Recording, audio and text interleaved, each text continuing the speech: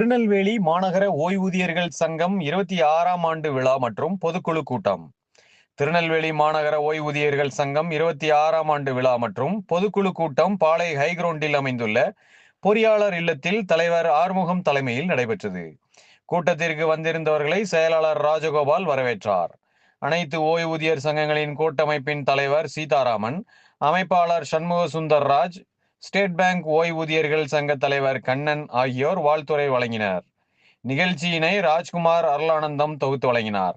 தமிழ்நாடு ஓய்வூதியர் சங்க மாநில துணைத் தலைவர் நல்லபெருமாள் மருத்துவ காப்பீட்டின் இன்றைய நிலை குறித்து உரையாற்றினார்.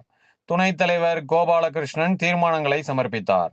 சிறப்பு விருந்தினர்களாக பாளையங்கோட்டை இணையவழி குற்றப்பிரிவு கூடுதல் காவல் கண்காணிப்பாளர் பி முருகன், சைபர் கிரைம் காவல் உதவி ஆய்வாளர் சுவாதிகா ஆகியோர் கலந்து கொண்டு இணையவழி குற்றம் சார்ந்த விழிப்புணர்வு உரையாற்றினர்.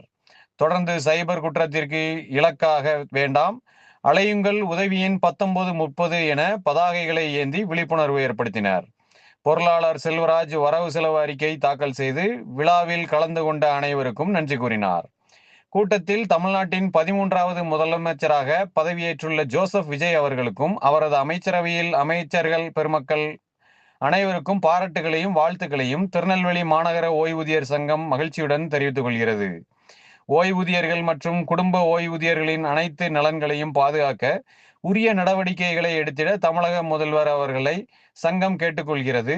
மருத்துவ காப்பீடு திட்டத்தின் கீழ் சிகிச்சை பெறும் ஓய்வூதியர்கள் அனைவருக்கும் மருத்துவ சிகிச்சை கட்டணம் எந்தவித உச்சவரம் இன்றி 100% வழங்கப்பட உரிய நடவடிக்கை எடுக்க வேண்டும் உள்பட பல்வேறு தீர்மானங்கள் நிறைவேற்றப்பட்டன.